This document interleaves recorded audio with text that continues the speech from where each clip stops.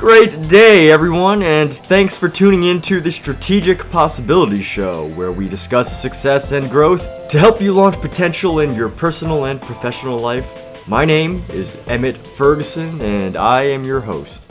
Today, I have an opportunity to interview Bob Telford, who's been an actor, and he's been actively involved in the business overall with regards to even the Screen Actors Guild, the American Federation of Television and Radio Artists, for quite a few years. So, and Bob, you actually wrote the foreword for my book, so I'm so glad to be able to have you on this interview in many ways. And to be able to hear your thoughts about acting and, to even be able to share with the world and listeners of, what it means to be an actor today and, to learn a little bit more about what you've done. So to get an idea, you've been in the business for a while, you're pretty active in the community and, how did your career flow over the many years that you've been doing? Can you share a little bit more about that background and everything? Yeah, it's funny, when I graduated from high school, I had no idea what I was going to do. And so, my parents were encouraging me to, get a job, learn a trade, do all the usual stuff. And so I actually, I enrolled in college, an industrial drafting program. And I have always been creative. As a kid, I always had an interest in music. Radio was something that I was very fond of, growing up. It was always something that I just found myself thinking, wouldn't it be great if I were doing that kind of stuff? But anyway, so I went and started taking industrial drafting courses and whatnot. And this was around the time, this was actually in the early 70s, and the aerospace industry took a big dive. Mm-hmm. And suddenly there was nothing going on in that area. But really, what for me became a big bonus was I happened to, the college I was going to, which is a local college here, I was walking by the theater department and I heard all this laughter, and I poked my head in and I saw these people on stage and they were doing theater games and they were having a blast. Uh-huh. And I said, wait a minute, maybe that's what I want to do. And so I literally that day changed over. I signed up for acting classes. I hadn't a clue what I was doing, and I jumped right in. And the professor that I had recognized that, I was raw and whatever, but she also saw in me that passion. Mm-hmm. And I think that translated. And so that was sort of the beginning. And she got me involved in theater and gave my name to a local theater company, and the artistic director brought me on board, and I thought I had made the big time. I didn't realize it at the time, yeah. But I wasn't going to act right away. They had me sweeping the floors, doing sound, doing lights, all the other things. But I was glad that I did, because it gave me a foundation for later on to know that, as much as I enjoyed acting, I also found that the more that I knew, that the broader my knowledge, the better off that I was equipped to go out and have a career in this business. That's pretty much what got me into the business. And then from there on out, it was just flying by the seat of my pants sometimes. But, that's the way this business is, I'm afraid. So. Sure, absolutely. And in a sense, I like that you shared that everybody was laughing, because it's almost like you followed happiness in a way, It really is. If you think about it, industrial drafting, I don't know if you're familiar with what it is, but basically you're making drawings of pieces of equipment that will be produced, and there's no noise. You're sitting at a drafting table, you're focusing on this board in front of you, and you're trying to create this. I didn't see any joy or pleasure in it, but when I stuck my head in that theater and saw what those guys were doing, I said, this is where I belong. And amazing. Yeah. And it really, and the funny thing is, some of those people in that class are still friends of mine today. So there's a much greater community in the theater, in acting, than there is in industrial drafting or some of the other jobs that are out there. So. Mm-hmm, for sure. And, just thinking about the idea that you've been in the business for a while, and I think it's incredibly admirable that you've stuck to it and had a pretty consistent career over the long term. At least when I pulled you up on IMDb, I was just checking out some of the credits, and I've done okay. Yeah, and to get an idea of that, like, for other people, there's a lot of people who want to get into acting because they watched the Oscars and they're like, they only imagine the acting as like red carpet stuff. Whereas, what is it like really like in terms of working as an actor consistently, as opposed to, just becoming that brand, but realizing that it's a viable career for, people that put in the work and everything. I think, it's funny. I don't find this profession to be any different than any other profession. By that, I mean, you have to, first of all, you got to know what it is. You're selling a product, and that product is you. And then once you understand what the product is exactly, who you are and what you have to offer, then you have to figure out where it fits into the industry. Now, the reality about it, and it's funny you mentioned red carpets, because the closest that I've come to red carpets, I've been to the Emmys, I think 5 years. I went to the Grammys 1 year as a performer. I was I was a performer on an album that was acknowledged for children's recordings. But as a performer, you spend more time chasing the work than you actually do it. And as far as these awards, I mean, I enjoy watching them. I enjoy having gone to the Emmys 5 years in a row. I enjoyed going to the Grammys. But at the end of the day, everybody in that room is just trying to do what it is that they truly love, which is to entertain. I mean, that's really what it boils down to is that you're providing a service that is entertainment. And that's really it. I mean, as far as I'm concerned, red carpets and whatnot are a luxury. In fact, in some cases, if you talk to people that go, well, I really don't enjoy the process, I would much rather be working. And I would agree with them that the work is, in my mind, is far more important than walking the red carpet. Now, I will say this. It is nice to be acknowledged. Mm-hmm. And it's also wonderful to have people recognize you and think of you as being somebody. I mean, everybody that I know in this business they're just like anybody else. Mm-hmm. I don't want to say they put their pants on one leg at a time, but that's the reality is that we get up in the morning, we have to do everything that everybody else does. We're no different in that regards. The only difference is that the jobs that we have to do are, I mean, let's be honest, the number of people trying to get that job, the numbers are overwhelming. Thousands of people competing for one job versus if you wanted to go and work, let's say, doing something else, maybe there are 10, 20 applicants, 30 applicants, whatever. Even if there were 100, it pales in comparison to the number of people that are qualified, to get to go out there and do what I do or what you do. I really find that in itself daunting, but at the same time, I once I acknowledged that as a reality, then it was no big deal for me. It's like, okay, what do I have to do? How do I go about doing it? And you talk about branding and whatnot. I mean, it's wonderful to work on that, but I find that the industry will tell you what you are.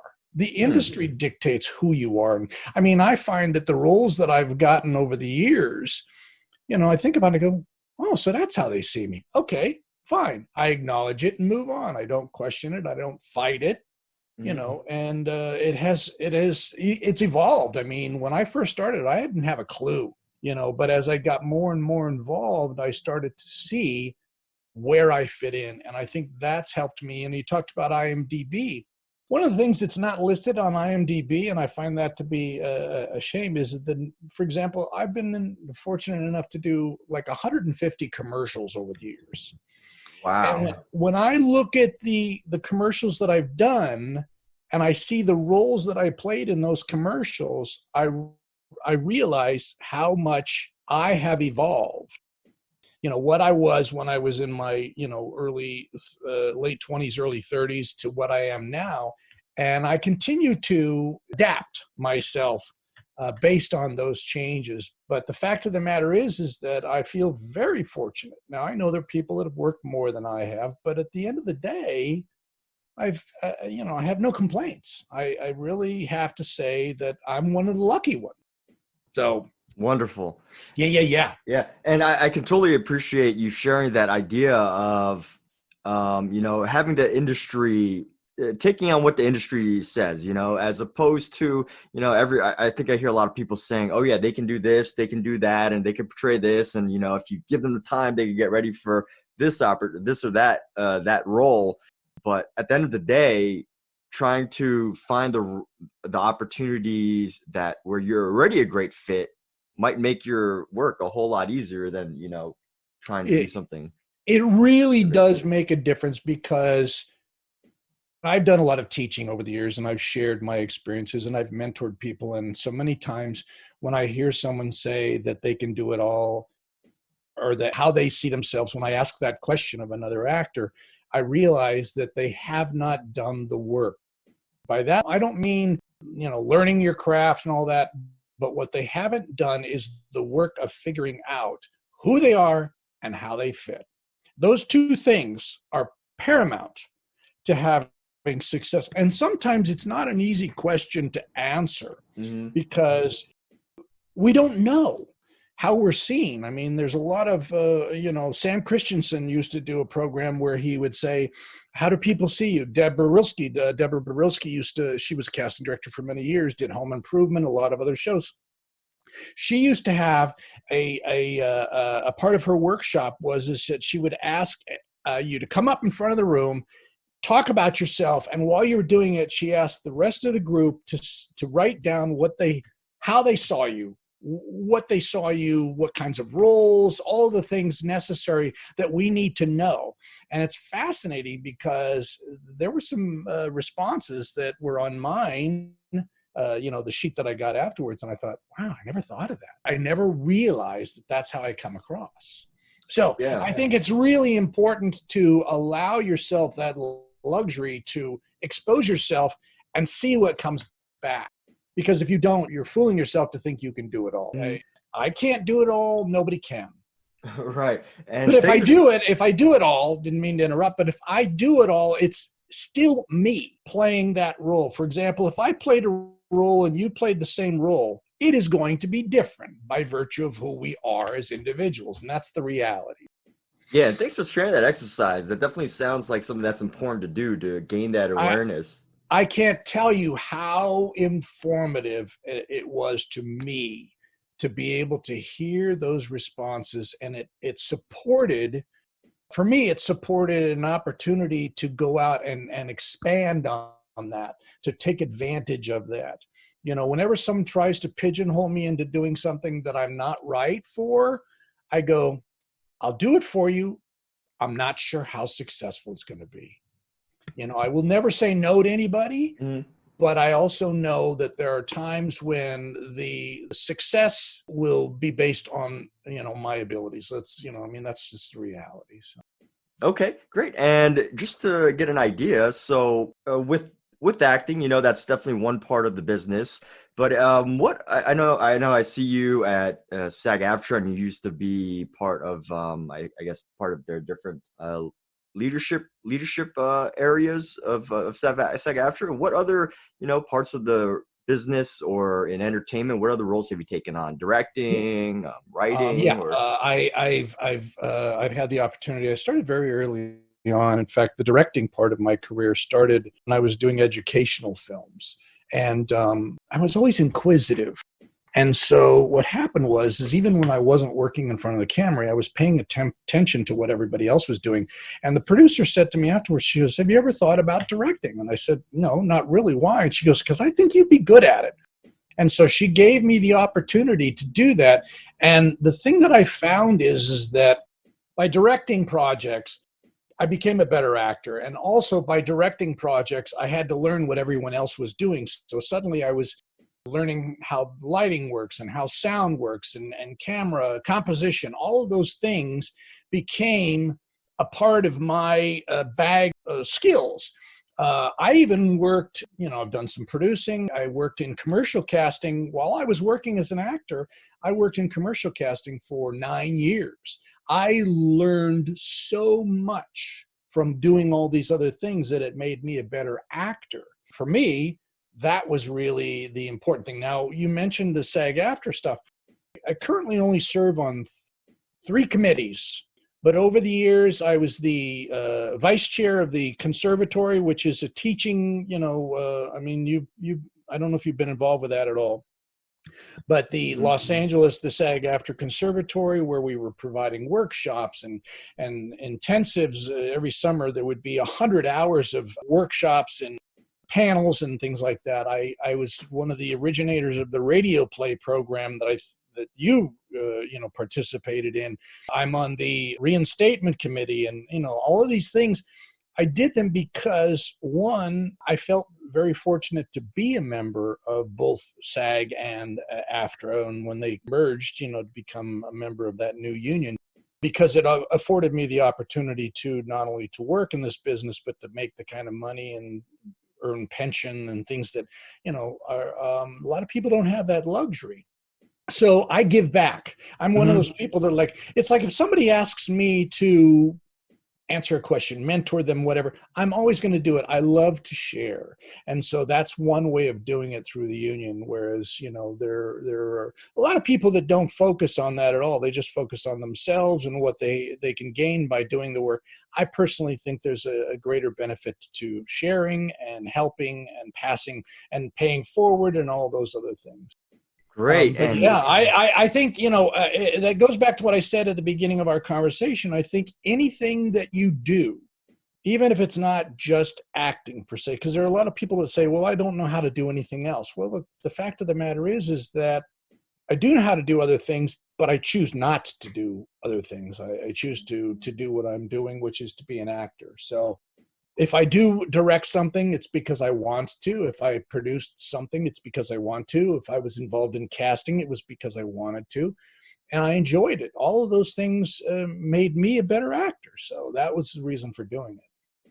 Nice. And thanks for sharing a little bit about mentorship. And, I'd like to touch on that a little bit. So in terms of mentorship, let's say somebody, an actor just recently reached out to you, asked for your mentorship. And yes, there's the optimistic area of being a mentor. And it's like, yes, you can do it or whatever. And, good job, good work. But then there's also the reality of the business.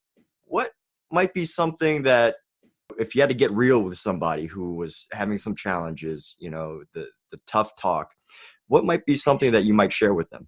Well, the thing is, I would have to hone in on what I felt was the stumbling block for them. Sometimes it's just not them not facing the reality of who they are. Sometimes it's the reality of the business, which is the nature of the business, which is, and I may have shared this with you, a bit of information that I learned when I worked in casting, and that is that for every role that is posted out there to be filled by the producers, for every role, there are 3,500 to 5,000 actors in Los Angeles alone that are capable of filling that role.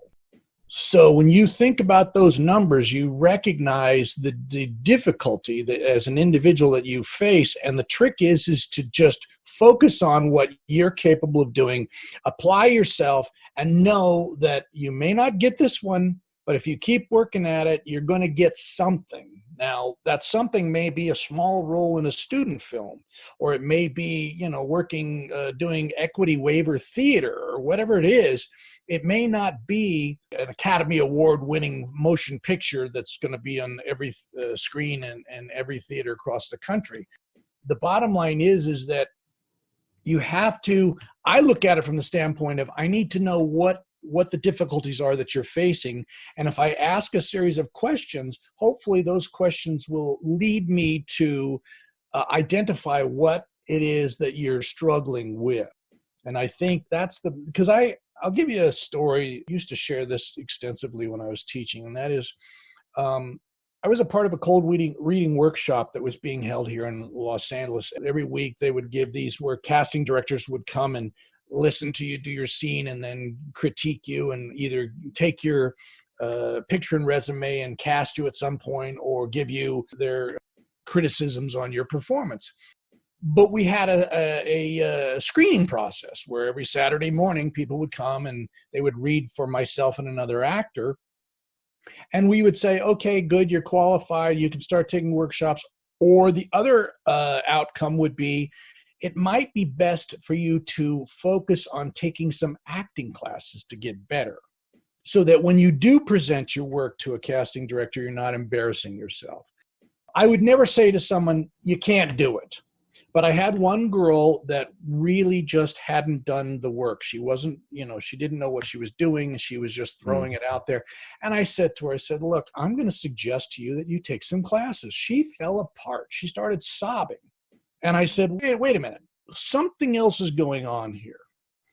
And she told me that she had moved out here. She'd given herself 4 months to make it. She had X amount of dollars in her pocket. She was getting to the end of that 4 months, and she was running out of money, and she was desperate to make something happen. I said, that's not the smart way to go about this. One, you should come out here, no limit to the amount of time you're willing to spend, no limit to the amount of money that you're going to spend, and you figure out how to find the money, whether it's getting a day job or whatever, that affords you the luxury to stay here as long as you want to try and make it. And once I explained that to her, she was like, oh. And it was fascinating to me because I realized that she had set up so many obstacles for herself, and that's what was causing her this frustration, as opposed to just simply going about the business of becoming an actor.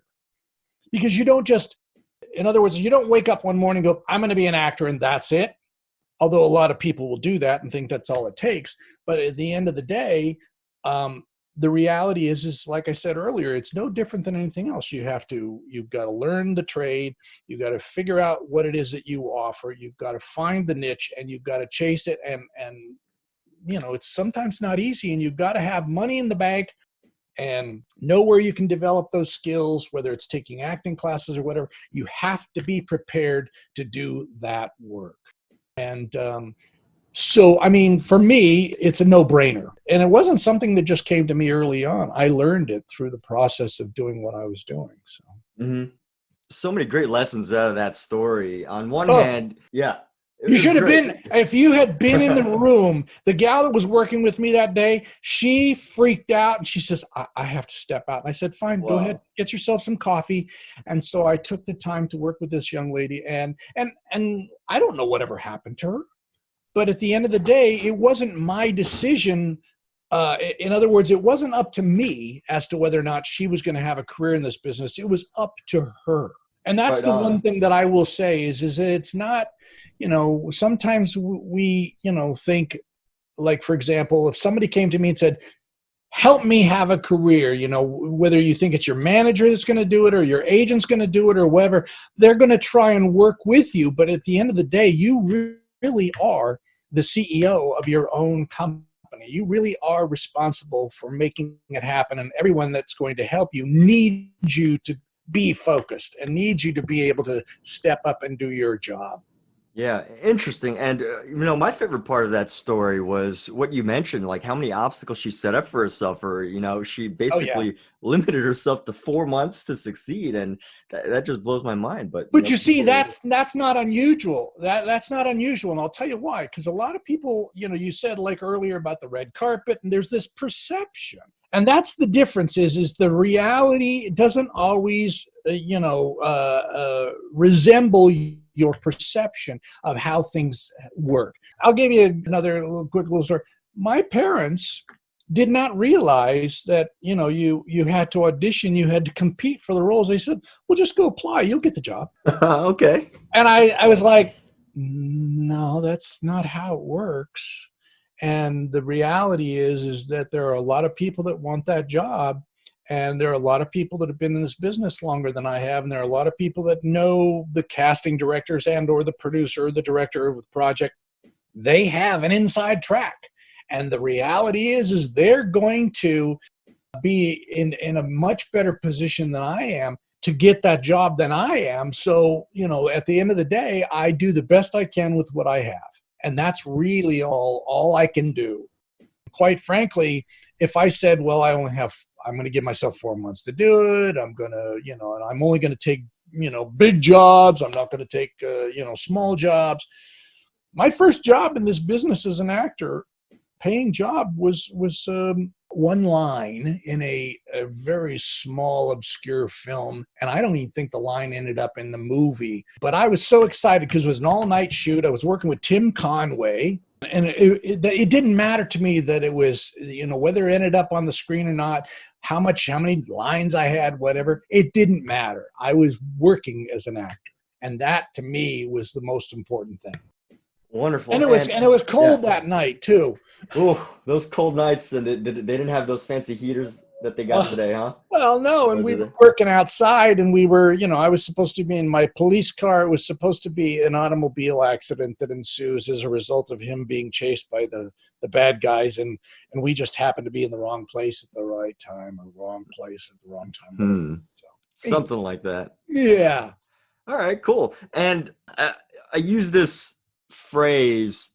I'll preface this by saying, I believe in the idea that in order to be lucky, you have to work enough to put yourself in a position to be lucky, in the sense that, people create their own luck in many ways. So what was the luckiest break? Because, that's something, people hear about, or they believe happens in this business. What was the luckiest break you felt you had in your career, or how did it come about? I don't really have one singular moment. I think the thing for me, the key to this, to my success at least, has been one, that when the opportunities present themselves to me, I say yes. I make the best of every situation that I possibly can, and that all of those elements put together are what has had the most positive impact on my career.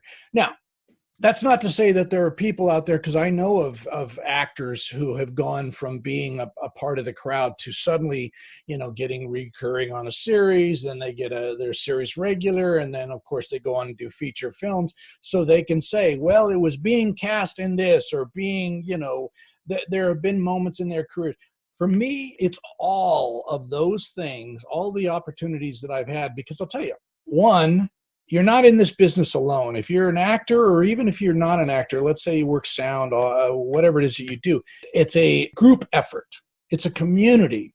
So every time that I've worked, I'm working with these awesome people, and I'm learning from them, and I'm interacting with them. I mean, when I think about all the actors that I've had the chance to work with over the years, I mean, there's some big names in there. And I have to say, it wasn't so much that my career was elevated as a result of that job by being cast in it. It was elevated by the fact that I was able to interact with them and learn from them. And the experience overall was it was awesome. It was a very positive, it had a very positive impact on my career. And I know that it would be nice if I was to say, well, of course, it was being cast as the lead in the Francis Ford Coppola series, The Godfather, and I played the... Right. No, that's not the case. The bottom line is, for me as a working actor, it goes back to all of those things, all of those opportunities have contributed to my career. So I don't say that there's any one. I wish, I mean, it would be fun to be able to, I mean, I know of actors who have suddenly been taken from obscurity and catapulted into, I think to myself, well, that must be great for them, but I wouldn't want. I mean, I hate to say it, but I would not want to be, the guy that suddenly went from nobody knows who you are to everybody knows who you are. Because it's really not, it can be frustrating. Sure. Fame definitely has its own drawbacks. Yeah. It's complicated. It is complicated. I mean, it would get me great tables at restaurants. And, I get free tickets, courtside for, Lakers game. But that's not what I seek out when I do that. And, this is definitely a great message for, building that long-term career. Because yes, you can hope for that lucky break in one sense, and probably get to skyrocket anybody, right? But at the end of the day, if you want to be in the industry and have a long-term career and consider it as an opportunity, I really appreciate your perspective on that. So, well, I think it's important to have. I mean, there's a very good friend of mine, James Dumont, who in the last couple of years, his career has really been elevated. But this guy's working all the time. and he's in a lot of projects. In fact, I get a good laugh out of it whenever I watch on television. If I see a film on TV or whatever that I decide to catch, and I go, oh, there's James. And he's always working. And and recently he's had the opportunity to work getting better roles, bigger projects, whatever. And that has changed for him, has changed how he's perceived in the business. But at the end of the day, if you look at his IMDb page, this guy's been working, and he's been working a lot. And that's more important. Right on, definitely. And to come into this industry or come into entertainment and think that it's just just luck or just anything like that, as opposed to a lot of people putting in a ton of time into their careers. There's some real talk here that you're sharing. It does make a big difference, yes, most definitely. So cool. And you were talking, his name was James Dumont? Yeah, James Dumont. Okay. Dumont. In fact, his son, he and his son now were recurring on that series, John Goodman and all of them, about the televangelists, Anyway, so he was so excited. This is what cracks me up about James, because he's that kind of guy. He was so excited that his son and he were both cast, and not as father and son, in this show. And so they were both given the opportunity to work on this wonderful project. And, again, it just demonstrates his attitude towards the business, that he was as excited for his boy as he was for himself. I bet. And that's great to be able to have a family booking on that. So just to get an idea, I mean, it sounds, with this industry, of course, I think 50,000 people go into Los Angeles every year. And, I imagine a good portion of that, a surprisingly high proportion, are people trying to become actors. So just thinking about long-term, professional relationships and, friendships and everything over the long term. And I think this is helpful for the general public, not just, or anybody thinking about their careers, not just acting, but, what are some of the tips that you have in terms of, maintaining those industry relationships, keeping them strong, and obviously, the friendships that you have that are professional, that are, mutually valuable, what do you do to, keep those flowing? Well, for me, number one is just to be myself. I think, and treat people the way you would like to be treated, I think is a wonderful mantra to live by. Here's the thing. In fact, I used to teach a class up at the conservatory called On Set, and basically what it was is how to behave once you book the job, because there's always workshops there teaching you how to audition and whatnot, but the reality is that that's only a small part of it. Once you book the job and you're on set, it's very important to recognize how you behave, not just your acting, but how you behave towards everyone else on the set, your fellow actors, the crew, if you are the kind of person that people want to work with, again, in other words, if I'm going to spend a day with you, I want to know that it's not going to be a miserable experience. And I want people to feel the same way about me. So no matter what, my job is to go and do the best work I can, but also to be the kind of person that someone would say, you know what, I'd work with that guy again, because he was professional. He wasn't a prima donna. He wasn't, he didn't behave badly. He didn't make our lives difficult. And so essentially what it boils down to is, and the other part of that is that knowing how appreciative, you have to recognize that I didn't do it by myself.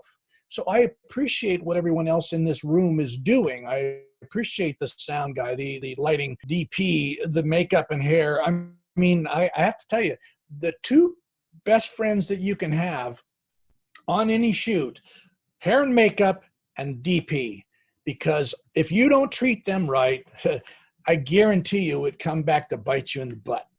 The trick is to be the kind of person that everyone would want to work with again. I did a play this last year. I booked it because the writer I'd worked with before, the producer I'd worked with before, the casting director I'd worked with before. The only person that I hadn't worked with before was the director. So I knew that these other people that were bringing me in because they enjoyed working with me before.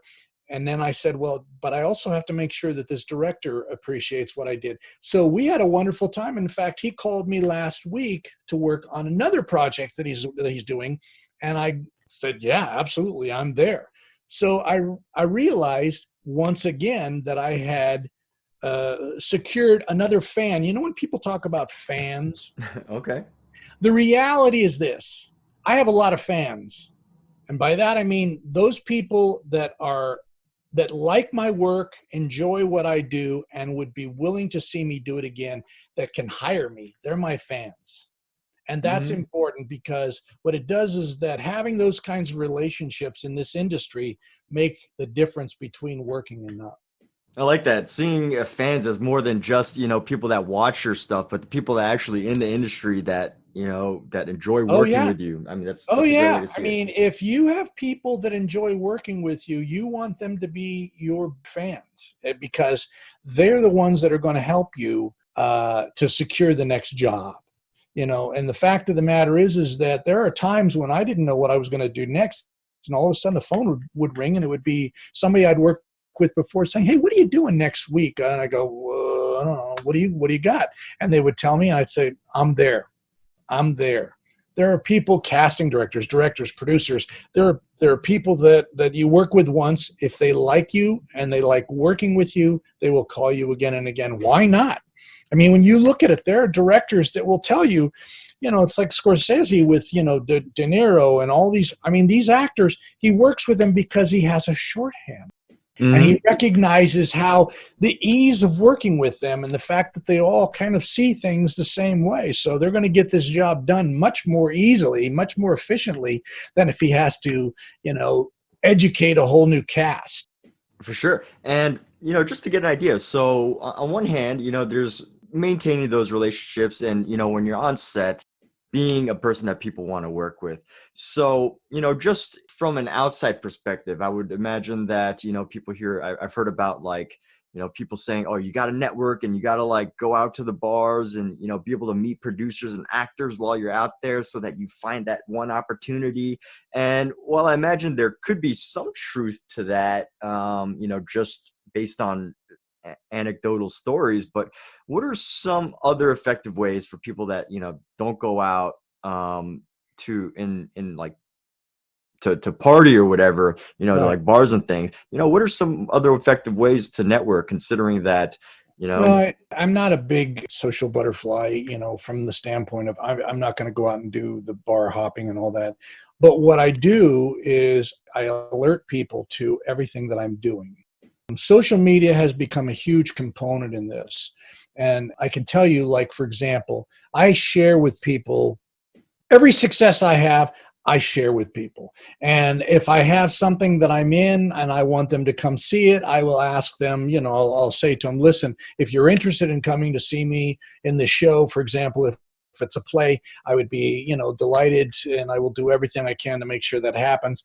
If I'm on something, if it's whether it's television or a film or whatever, I will let them know that I'm appearing in this.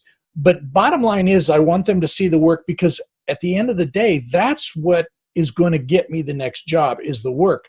Now, when you talk about going to bars and whatever, I think that the problem with that is that's really not the effective way to get work. That's just hanging out with people, and maybe they like you because you're a great drunk, which some people can be super funny once they get a few drinks in them. Sure. But at the end of the day, I would much rather be judged for the work that I do rather than trying to impress someone by going and meeting them for drinks. So I will go and meet someone for drinks because I want to hang out with them, but I never go with the intention of them giving me a job. I think that goes back to the same thing when people say, when you audition, you're not going in there to get the job. You're going in there to do your show, your little play, for the audience, whether they're the casting director, the director, the producer, whatever. You're showing them what you're capable of doing. Let them decide whether or not you're right for the role, because it may be that you won't book that one, but you'll book something else. And that's happened to me over the years as well, where I think, well, geez, I didn't get that. And then all of a sudden I get a call for something else from those people that saw me audition and recognized that I had what they were looking for in a different character or whatever. So I think that the bottom line is going in with expectations of getting something as a result of going to a bar or whatever, fall into the same category as going into an audition expecting to book it. Interesting. You have so many great perspectives on, how to approach the industry, how to approach the business, and definitely build those relationships that are important, and also to be a professional, long-term working actor. So totally appreciate you being on here. And to wrap things up, just want to get an idea. I mean, was there ever something unusual that you tried to book a role in the past, or maybe when you were just getting started, you were like, oh, let me dress up like this and then see what they say? Or have you ever? It's funny. My ignorance when I first started, it basically allowed me the luxury to go out and do things not knowing any better. And sometimes it was embarrassing. Sometimes I was living in a fantasy world, which is like a lot of people that come to LA. I was already here. Mhm. But the bottom line is that there were times when I would do something just utterly ridiculous, thinking that it was going to get me the big gig. And ultimately, I got nothing out of it and realized in hindsight, that was foolish. I shouldn't have done that. So again, I think it's important to understand the realities and not to be doomsday, and say, okay, you're never going to make it. You're never going to borrow. There's too many people out there. I'm never going to. I think at the end of the day, what it came down to is that I learned from my mistakes what not to do. And I believe that taking those, I don't want to call them failures, but taking those moments where it didn't turn out the way I wanted it to, and learning from those moments, for me, were the best possible outcome for those situations. It's funny how we feel like we're the only ones pursuing this, so why shouldn't we get it? But when you start to work, and I think casting helped me open my eyes to the number of people that are pursuing the roles, and I started to realize it isn't always about the person that gave the best performance. There's a lot of other things that go into it. So the trick is, and it's not always, why didn't I get that job? Well, they didn't like the way I looked. No, it had nothing to do with that. Whatever the reason was that I didn't get the job, I did what I needed to do. They did what they needed to do, and it didn't mesh, and that's okay. I think that's the big difference, quite frankly, is a lot of people are not willing to, my favorite thing is that an actor's week can start out like this. I got nothing going on Monday. All of a sudden, Monday afternoon, I get a call. You've got an audition tomorrow for whatever it is. Fantastic. I got an audition tomorrow, Tuesday, so I'm going to go. I go to the audition. I give it my best, whether it's dressing up, doing whatever it is, all the things that I think are necessary. And I think, wow, I nailed that one. And on Wednesday, I get a call. Okay, you got a call back. So you go to the callback. Now, mind you, the week started off with nothing. Now I've got this callback. I'm already spending the money. I'm already thinking top of the world, So you go to the callback. You do a really good job. They put you on a veil. Mm-hmm. And Friday afternoon, you get a call from your agent to tell you they took you off a veil. So there's the arc. So many people live their lives based on those little bits of those little moments. I'm on a veil. Oh my God, I'm on a veil. And they're already spending the money, or even if you shoot something. I did a film last year. I got cut out of it. Not because of anything I did. They changed the ending of the film.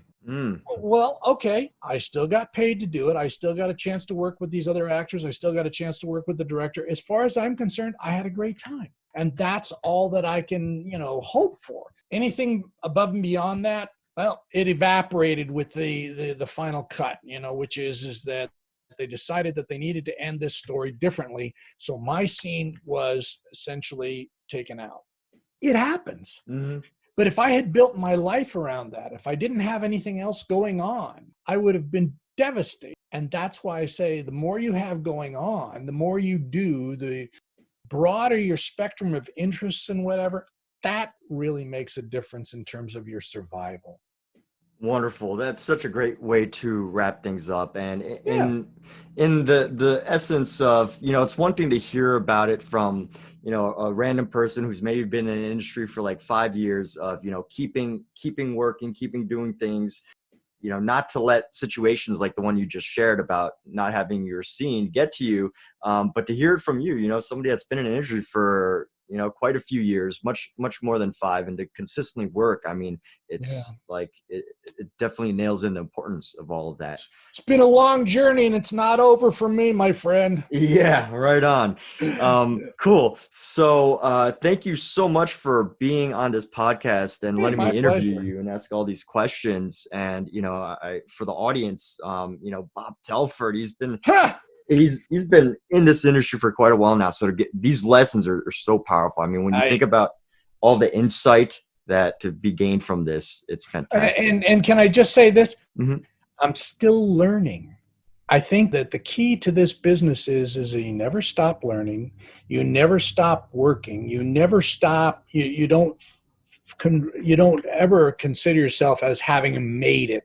When you mentioned Bob Telford, it's like I just think of myself as another person. Yes, I've had the success that I've had. Basically, I'm just another guy trying to do what I love, and that's really all I am. And quite honestly, I enjoy the heck out of it. And in fact, the uncertainty of it is probably one of the more appealing aspects, because it basically keeps me on my toes. It keeps me thinking, what would I like to do today? What can I try? Something, and always looking for something new, fun, exciting to do.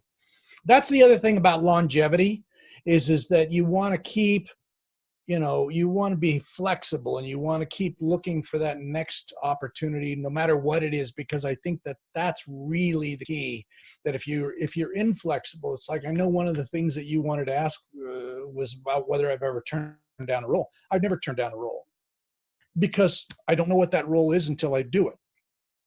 I never know what the outcome is going to be until I do it.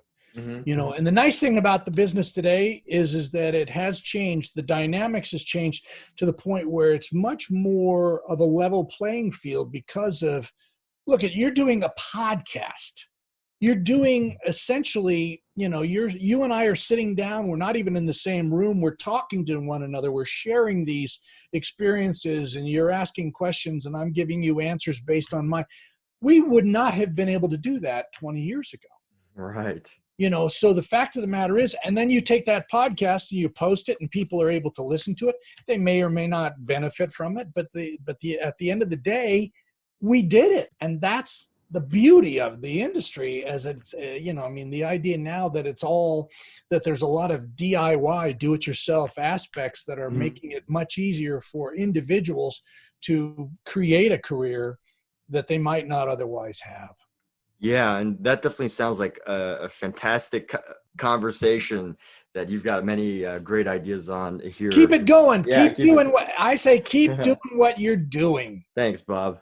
Yes, absolutely. My pleasure. And thank you for asking me. Yeah, you're welcome. Cool. All right. Well, Bob, just to get an idea, what's the best way to reach you if, anybody hears this and they want to reach out to you for an opportunity, or if they just want to? Well, I'm on Facebook. I'm on Facebook, Bob Telford. And I have my email address, which is bobtelfordbiz@gmail.com. And that biz is BIZ. So, those are two ways. I know I have Twitter and all that, but I really find the long form, especially if people have questions or whatever, I find that that's much easier for them a more effective way to do it. Mm-hmm. Awesome. So Facebook and email, that's Bob Telford. Yeah, hopefully, and hopefully, if people have questions, they will take the time to reach out, and I'm happy to respond. As you know, I always get back to people. That's the other thing. Yeah.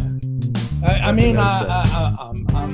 just, like I said, just another guy. All right, wonderful. Well, thanks so much. And everybody, that's Bob Telford. And thank you for listening and tuning in. And have a wonderful day, everybody. Thank you, Emmett.